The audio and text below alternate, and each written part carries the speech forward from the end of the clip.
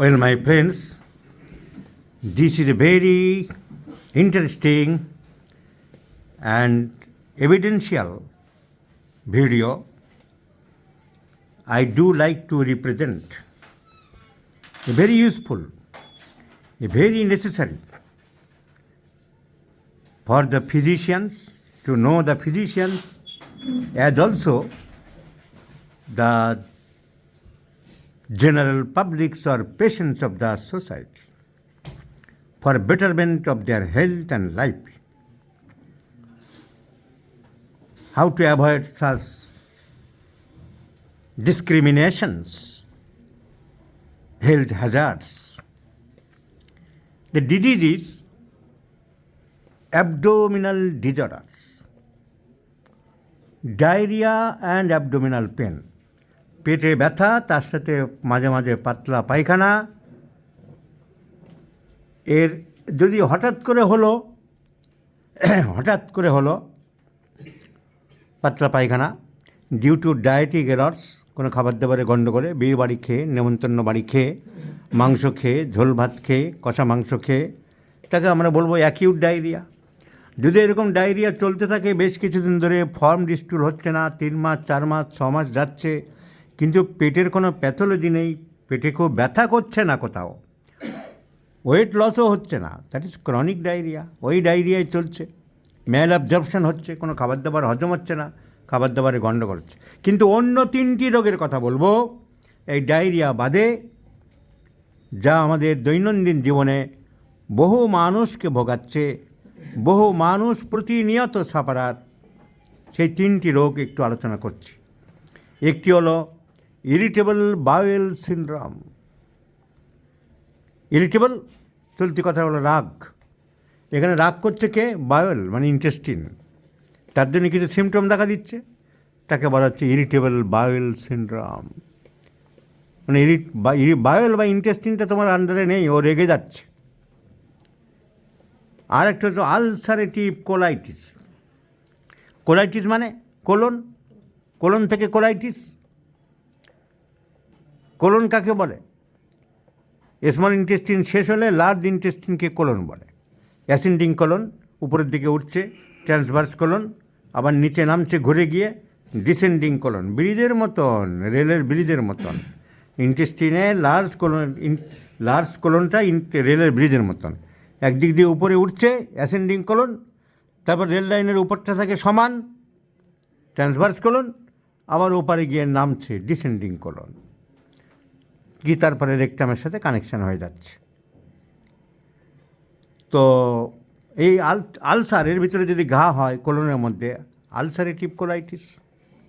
তার irritable bowel syndrome কি আমরা জানলাম, আলসারেটিভ কোলাইটিস কি আমরা জানলাম। আর 3 নম্বর রোগটা হচ্ছে ক্রনস ডিজিজ।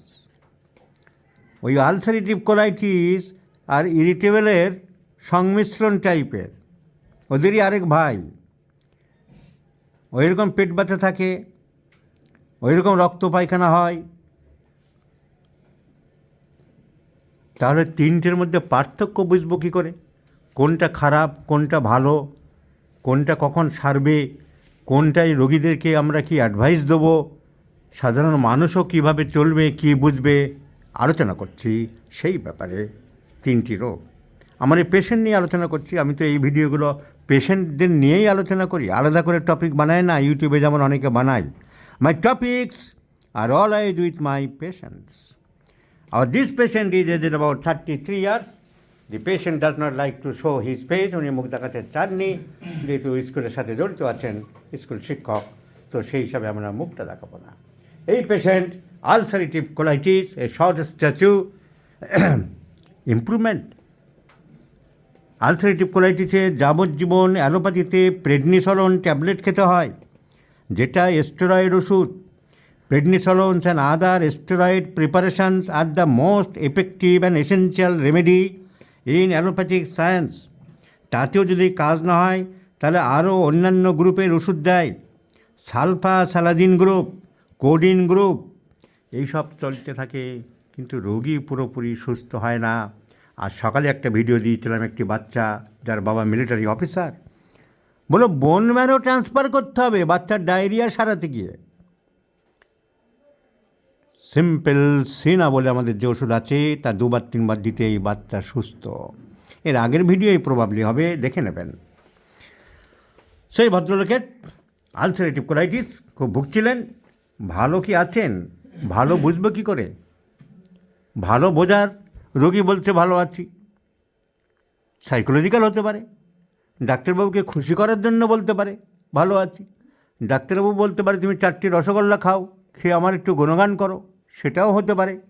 তাহলে আসল বোঝার প্রমাণ কি? আসল বোঝার প্রমাণ হলো সায়েন্টিফিক ইনভেস্টিগেশনস। যেমন ওয়েট রিডিউস, ওয়েট বাড়বে, ওয়েট থেকে হাওয়া খেয়ে বাড়বে না। যদি রোগটা চলতে থাকে, আলসারেটিভ কোলাইটিস থেকে দিনের পর দিন রক্ত পড়তে থাকে, যদি স্টুল এরকম চলতে থাকে, তাহলে তো ওজন বাড়বে না। দেখব এই ভদ্রলোকের ওজন কত ছিল যখন আমার কাছে এসেছিল, 37 কিলোগ্রাম। Wait was 37 kilogram. আজকে দেখবো ওজন মেশিন ঠিক আছে কি আগে দেখে নিলাম। মেশিন ইজ পারফেক্ট, ওকে। একটু বেড়ে যাচ্ছে, দাঁড়ান, 1 কেজির মতন বেড়ে আছে, এবারে ঠিক আছে।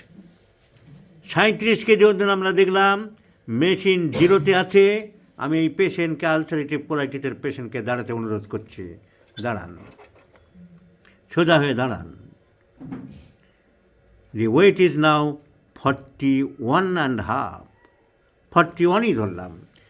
37, 41, 41 থেকে 37 বাদ দিলে কত হয়? 4 kilogram weight is increased within few months. Within few months 4 kilogram weight is increased. তাহলে নিঃসন্দেহে পেশেন্ট ভালো আছে। What is science? Science is nothing but the experiment, observation and inference. তো আমরা এক্সপেরিমেন্ট করছিলাম ওষুধ দিয়ে, অবজারভেশন দেখলাম ওট বেড়েছে। সো ইনফারেন্স, ওষুধে কাজ হয়েছে, রোগী ভালো আছে। তো এই সায়েন্সের 3টে শব্দ দিয়ে বিজ্ঞানের ফর্মুলা, তা দেখে যদি অ্যালোপ্যাথি কিছু ডাক্তার আর কিছু নাক ছিটকানো অল্পবিদ্যা ভয়ঙ্করী মাল বলে হোমিওপ্যাথি কিছু নেই, হোমিওপ্যাথি দেখিও না, আমি আমার বাচ্চাকে হোমিওপ্যাথি দেখাই না। আরে বিজ্ঞানের সংজ্ঞাটা জানো ভাই, 3টি শব্দ, এক্সপেরিমেন্ট, অবজারভেশন অ্যান্ড ইনফারেন্স। মুখ ভর্তি আঁচিল ছিল, হোমিওপ্যাথি ডাক্তার ওষুধ দিল, অ্যালোপ্যাথি ডাক্তার বলল কটারাইজেশন করতে হবে, লেজার থেরাপি করতে হবে, ঘোড়ার ডিমের থেরাপি করতে হবে। হোমিওপ্যাথি ডাক্তার ওষুধ দিল, এক্সপেরিমেন্ট হচ্ছে। 3 মাস পরে এসে অবজারভেশন, আঁচিল ভ্যানিশ। ইনফারেন্স, এই ওষুধে আঁচিল ছাড়িয়েছে। দিস ইজ বিজ্ঞান, দিস ইজ সায়েন্স। এই সায়েন্সকে মানো না? তাহলে কোন সায়েন্সকে মানো? তোমার মতো গর্ধবদের জন্য কি নতুন সায়েন্স বানানো হবে নাকি? সায়েন্সের ডেফিনেশন কি পাল্টানো হবে নাকি? So weight was 37 kilogram and the weight is now increased up to 41 kilogram. রোগী ভালো আছে। Only the medicine solubilis, mercurius solubilis is the choice of medicine. So mercurius solubilis is the choice of medicine, my friends. Now about এই রোগ সম্বন্ধে একটু আলোচনা করি। সাধারণ মানুষকে আমি তো ভিডিওগুলিতে একটু রোগ সম্বন্ধে বলে দিই, যাতে অনেক ডাক্তারদের নলেজ কম আছে তারা একটু নলেজ গেইন করে, আর সাধারণ মানুষও রোগগুলো সম্বন্ধে একটা আইডিয়া পায় বা পেয়ে থাকে। What is ulcerative colitis? আর এই 3টি রোগের মধ্যে ডিফারেন্স কী একটু আমি বলতে চাইছি। Ulcerative colitis is a chronic inflammatory disease. It is a chronic inflammatory disease of the large gut, large bowel. তার মানে অ্যাসেন্ডিং কোলন, ট্রান্সভার্স কোলন বা ডিসেন্ডিং কোলনের যে কোনো জায়গায় হতে পারে। In the large gut, large bowel, which causes ulceration, তার ভিতরে ঘা হয়ে যাচ্ছে। কোথায়? ওর ভিতরে যে লেয়ার আছে mucous membrane. Ulceration in the mucous membrane, that means in the inner coat, specially রেকটামের দিকে বা সিগময়েড কোলনের দিকে বেশি হয়। কিন্তু অন্য জায়গায় সারা কোলনেও হতে পারে। তাহলে কী হবে? ঘা হলে রক্ত পড়বে, পুষ পড়বে। So the disease is most common কাদের হয়? In young and middle aged person, বাচ্চাদের হয় না। বাচ্চাদের অত তাড়াতাড়ি ওই কোডগুলো নষ্ট হয় না। So the disease is most common in young and middle aged person. It is a chronic relapsing condition. এই ছেড়ে গেল, মনে হয় ভালো হয়ে গেল, কিন্তু আবার মাঝে মাঝে কিন্তু রিল্যাপস করতে পারে। তাই বলা হয় it is a chronic relapsing condition which may temporarily clear up spontaneously or under treatment but may recur. এটা খেয়াল রাখতে হবে। The symptoms are like chronic diarrhoea, পাতলা পায়খানা চলছে, মাঝে মাঝে রক্ত বেরোবে উইথ ওয়াটার স্টুলস, পাতলা জলের মতন, or some semisolid containing blood and mucus, কিন্তু রক্ত থাকে, মাঝে মধ্যে রক্ত থাকে, containing blood and mucus. So blood and mucus components are the main composition of stool, are the main complaint of the patient. In severe cases, mucus চলে যাবে, তখন শুধুই রক্ত। In severe cases, the stools may be only with blood and as frequent as 10, 15 or 20 times in a day and may consist entirely of blood and pus and no fecal matter. কোনো মল আর থাকছে না, শুধু পুজোর মতন আর রক্ত। অনেক case সারিয়েছি আমরা, অনেক কেস। জলপাইগুড়ির মদন রায় বলে এক ভদ্রলোক আবার আসবে এই সপ্তাহে, ফোন করেছিল, ভেলোরে গিয়েছিল খ্রিস্টান মেডিকেল কলেজ, তার 72 কেজি ওজন 48 কেজিতে চলে এসেছিল। সে আর সম্পূর্ণ সুস্থ, 10 বছর ধরে। আমার এক স্টুডেন্ট পুন্ডিবাড়ির কুচবিহারের ডাক্তার অশোক সরকার পাঠিয়েছিল যে তোমাকে বাঁচাতে পারে একমাত্র আমার স্যার। আরও অনেক। এই ভদ্রলোকের তো ওজন বাড়লো। So this is called ulcerative colitis. অ্যালোপ্যাথির ডাক্তাররা তো কথায় কথায় খাজনার থেকে বাজনা বেশি করে, ওরা সিগময়েডোস্কোপি করাবে, কলোনোস্কোপি করাবে, যন্ত্রপাতির বহুল ব্যবহার করাবে। তো সে পরীক্ষা করলে আমরা দেখব ঘাগুলো ধরা পড়ে। The diagnosis made up on the characteristic symptoms ulcerations by the sigmoidoscopy. কিন্তু যদি চিকিৎসা ঠিকমতো না হয়, দিনের পর দিন চলতে থাকে, ওয়েট লস তো হবেই, অ্যানিমিয়া হবে, হেমারেজ চলতে থাকে, মডারেট ব্লিডিং চলতে চলতে অ্যানিমিয়া তো হলো, তার থেকে বড় কথা পারফোরেশন হতে পারে, আলসারটা ইন্টেস্টিনকে ফুটো করে দিতে পারে। So in some cases there may be perforation and after many years, যদি ইয়ার্স আফটার ইয়ার্স এরকম চলতে থাকে, the chronic ulceration may give rise to cancer of the colon, may give rise to cancer of the colon. এটা চলতে থাকে। অ্যালোপ্যাথিতে ট্রিটমেন্টে ওই প্রেডনিসলন এসব চলে। Rest is essential. খুব বাড়াবাড়ি হলে rest. Diet in acute phase, the diet is likely to be determined by what the patient can manage, so that heavy meals should be avoided. খুব ভারী জিনিস, প্রচুর খাবার দাবার খাবে না। A diet containing sufficient protein, light protein, যেমন ছোটো মাছ, ছোটো মুরগির মাংস, and high in roughage is more likely to be beneficial than the low residue diet is recommended. So this is about ulcerative colitis. তাহলে আর দুটো ডিজিজ থেকে পার্থক্য কী? ক্রনস ডিজিজ একই রকম সিমটম, ক্রনস ডিজিজ একই রকম সিমটম, রক্ত পড়বে মাঝে মাঝে, কিন্তু ব্যথা থাকবে পেটে। আলসারেটিভ কোলাইটিসে খুব বেশি ব্যথা থাকে না, পার্থক্য ব্যথা থাকবে। আর এটা কোথায়?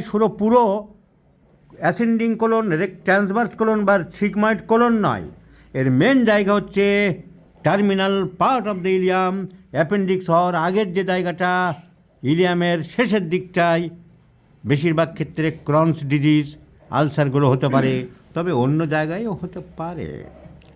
But also any parts of the colon can indeed may be involve. তাহলে কী বললাম? ক্রনস ডিজিজ থেকে পার্থক্য, Crohn's disease is similar to ulcerative colitis, but পরীক্ষা করলে দেখা যাবে যে টার্মিনাল পার্ট অফ দ্য ইলিয়ামে ঘাটা বেশি হয়েছে, কিন্তু তা দিয়ে আমাদের কি হবে? তা দিয়ে তো চিকিৎসার কোনো ব্যাপার থাকবে না। তাহলে আর আর আর কি সিমটম? কলোনোস্কোপি না করে আর বুঝবো কী করে? স্ট্রিকচার হয়। সবথেকে বড় জিনিস, এর ক্যান্সারের মতন গাঁটে গাঁটে জড়িয়ে যায়, চেপটে যায়। স্ট্রিকচার, যেটা আলসারেটিভ কোলাইটিসে হয় না। স্ট্রিকচারস অ্যান্ড অ্যাডহেশনস পার্ট বাই পার্ট জড়িয়ে যায়। চলতে চলতে এখানটায় জড়িয়ে গেল। This is very dangerous.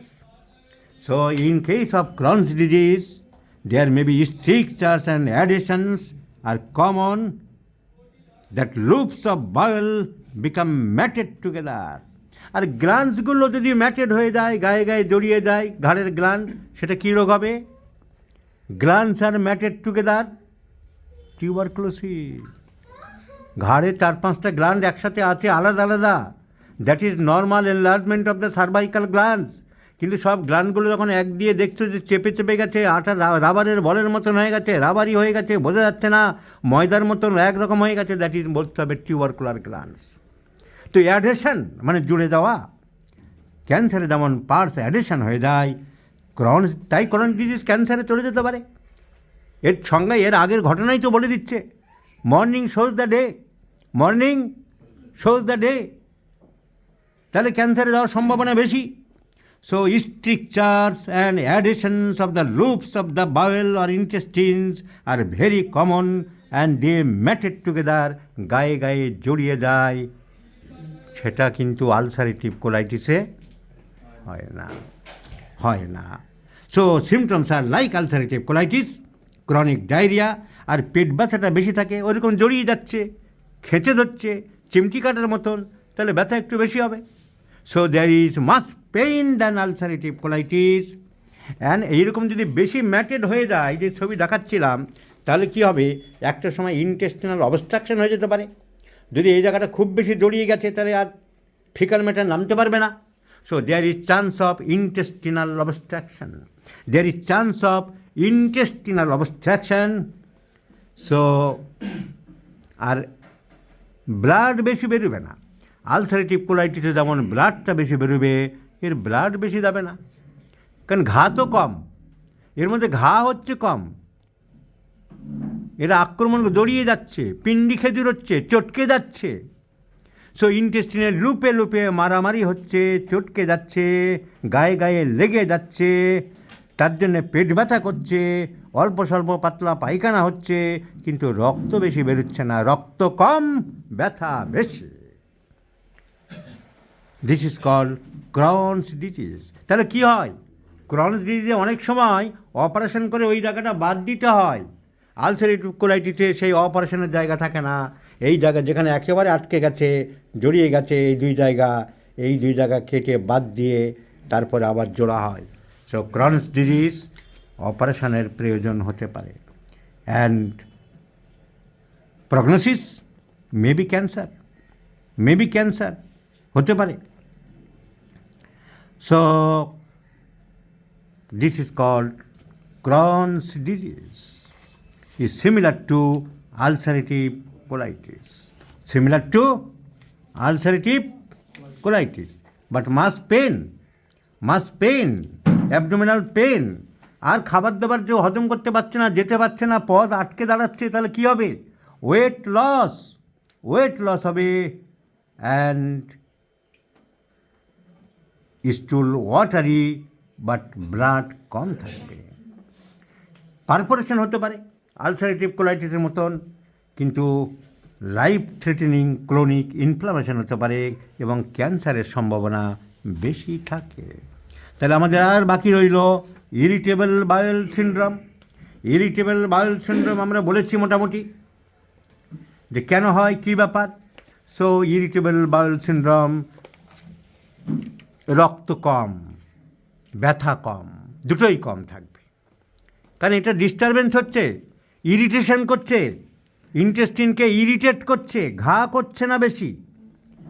Ulcerative কোলাইটিসের মতন ঘা হচ্ছে না, আর ক্রনস ডিজিজের মতন খেঁচে খেঁচে জড়িয়ে জড়িয়ে যাচ্ছে না। সো শুধু স্টুল বারবার, তাহলে এই স্টুল তো আলসারেটিভ কোলাইটিসে রক্ত পায়খানা হয়, এখানে রক্ত পায়খানা হয় না, শুধু মিউকয়েড স্টুল। আর একটা সিমটম হলো দি চেঞ্জ অফ স্টুল, বারবার কখনো শক্ত কখনো পাতলা। There may be alternate constipation and diarrhoea, তাকে আমরা বলতে পারি a change of habit of stool, a change of habit of stool. শুধু রক্ত, ডাক্তারবাবু আমার শুধু রক্ত পায়খানা করতে জানেন 15-20 দিন, যখনই মাঝে মাঝে একটু ভালো হয় আবার রক্ত পায়খানা করে। দি কেস ইজ আলসারেটিভ কোলাইটিস। ব্যথা, পেট ব্যথা থাকে না, খুব একটা থাকে না। তোমার কি ওজন কমছে না? ওজন খুব একটা কমছে। পেটে ব্যথা বেশি থাকে, আটকে আটকে যাচ্ছে, ওজন খুব কমে যাচ্ছে, ক্রনস ডিজিজ।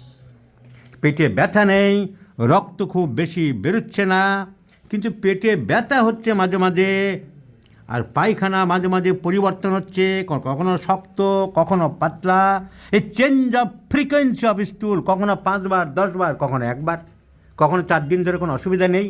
তাহলে দুটো সিমটম, দুটো change is very very important. Change of frequency of স্টুল and change of habit of স্টুল, character of স্টুল। পায়খানার পরিবর্তন হতে পারে, শক্ত নরম মাঝারি মেজোয়াই ছোট ছোট সব রকম হতে পারে, কিন্তু আর টাইমের কোনো ঠিক নেই, বারেরও কোনো ঠিক নেই। So it is characterized by the irritable bowel syndrome is characterized by recurrent abdominal pain, অল্প স্বল্প হবে, mild pain in associated with abnormal defecation, that is passing of the stool, but there is no change or pathology in the structurally. ভিতরে কোনো ঘা করছে না, ক্ষত করছে না, শুধু ইরিটেশন করছে, ফুলিয়ে দিচ্ছে, ভয় দেখাচ্ছে, ভয় দেখাচ্ছে বাবু। এই ভয় দেখানোর কারণটা কী, কেন হয় এদের কারণ? ওদের তো আলসার হচ্ছে, ঘা, এখানে আলসার নেই, এখানে হচ্ছে psychological factor, physiological factor, social factor, সবগুলো মিলিয়ে এই রোগটা হচ্ছে। ছোটোবেলার থেকে ভয়, আতঙ্ক, আর্লি লার্নিং ডিফিকাল্টিজ, বাচ্চা ঠিক মতো শিখতে পারছে না, পড়াশোনা করতে পারছে না, ভয় দেখাচ্ছে দিদিমণি, বাবা ভয় দেখাচ্ছে, মা ভয় দেখাচ্ছে, ইমোশনালি তাকে ডিস্টার্ব করা হচ্ছে। ইন্টারাকশান, যার জন্যে ছোটোবেলায় ঠিক মতো লার্নিং এবিলিটি ঠিক মতন হচ্ছিল না, ইন্টারাকশান হচ্ছিল না, কগনিটিভ ইন্টারাকশানগুলি ঠিক মতন হচ্ছিল না, তার ফলে এরকম দাঁড়িয়ে গেছে due to psychiatric illness, due to psychiatric illness, such as anxiety, depression, neurosis develop করছে। সো অ্যাকিউট সাইকোলজিক্যাল স্ট্রেস ছোটোবেলার থেকে না হয়ে হঠাৎ করে হতে পারে। অফিসে একটা ধাক্কা খেয়ে গেল, কেউ একটা বিরাট টাকা লস হয়ে গেল। So acute psychological stress and over psychiatric diseases are also responsible for this type of abdominal disorders. And we know that there is an increased prevalence of abdominal illness with behavior of the man. মানুষের ব্যবহারের সাথে, চলার সাথে, psychic ফ্যাক্টরগুলির সাথে abdominal প্রবলেমের একটা সম্পর্ক থাকে। উইথ ফ্রিকোয়েন্ট কনসালটেশনস, তাই সেই জন্য তারা চায় বারবার ডাক্তার দেখাতে, যে কোনো সামান্য সিমটম নিলেই চিন্তায় পড়ে যায়, চিকিৎসকের কাছে দৌড়ে যায়, ডিউ টু সাইকেট। তাহলে কী দাঁড়ালো? ফিজিওলজিক্যাল তো কিছু হচ্ছে, ভিতরে তো পরিবর্তন হচ্ছে সামান্য, প্যাথোফিজিওলজি তো আছেই, একটা লো গ্রেড গাট ইনফ্লামেশন চলছে due to defective immune system, so that is physiological cause. Anxiety, tension etcetera, that is psychological cause. ছোটোবেলার থেকে অত্যাচার হয়েছে, শাসন হয়েছে, মাল্টিপ্লিকেশন হয়েছে, গ্রিপ হয়েছে, that is social cause, behavioural cause. So socio economic factor, socio physiological factors are responsible. Stool change হবে, বারে চেঞ্জ হবে, কিন্তু পেট ব্যথা অল্প থাকবে, ব্লাড কখনোই যাবে না, কখনো স্টুল লুজ, কখনো শক্ত। This is called irritable bowel syndrome. So these are the 3 diseases I have declared and consulted and clarified, my friends. Irritable bowel syndrome, once again may I recapitulate these three diseases. Irritable bowel syndrome,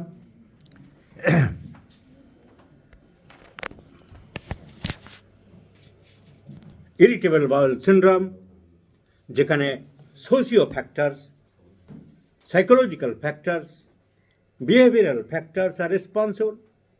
পাতলা পায়খানা হচ্ছে, change হচ্ছে বারবার, কখনো শক্ত কখনো নরম, পেট ব্যথা কমছে বাড়ছে, রক্ত কখনো যায় না। আলসারেটিভ কোলাইটিস, রক্ত রক্ত কখনো বেশি কখনো কম, ওয়েট লস। ক্রনস ডিজিজ, পেট ব্যথা। আলসারেটিভ কোলাইটিসে ব্যথা কম, ইরিটেবল বাউল সিনড্রোমে ব্যথা কম, বাট ক্রনস ডিজিজে ব্যথা, কারণ চেপটে যাচ্ছে, চিনে চাপটা হচ্ছে, অ্যাডেশন হয়ে যাচ্ছে, আটকে যাচ্ছে, স্ট্রিকচার অ্যাডেশন, অনেক সময় কেটে বাদ দিতে হয় অপারেশন, ওয়েট লস হবে, হজম হচ্ছে না, মেল অবজর্পশন, ইন্টেস্টিনকে তাকে কাজ করতে দেওয়া হচ্ছে না, so malabsorption, weight loss and mass pain. Blood সব থেকে বেশি আলসারেটিভ কোলাইটিস, তারপরে ব্লাড কম ক্রনস ডিজিজ, ব্লাড একেবারে নেই বলতে গেলে ইরিটেবল সিনড্রোম। পেন সব থেকে বেশি ক্রনস ডিজিজ, একটু কম না হতেও পারে আলসারেটিভ কোলাইটিস, এরকম একটু কম না হতে পারে ইরিটেবল বাউল সিনড্রোম। মেন্টাল সম্পর্ক আছে, সাইকিক সম্পর্ক আছে, অ্যাংজাইটি টেনশনের সাথে সম্পর্ক আছে, ইরিটেবল বাউল সিনড্রোম আলসারেটিভ কোলাইটিসে নেই আর ক্রনস ডিজিজে নেই। So in short, this is the differential factors between irritable bowel syndrome and Crohn's disease and ulcerative colitis, my friends. In homeopathy, we treat the patient, not the disease. We treat the immune system of the body, and many diseases are immune related. Our patient, my patient, is improved. 4 kilograms weight has been regained. So definitely the patient is on the path of recovery and improvement.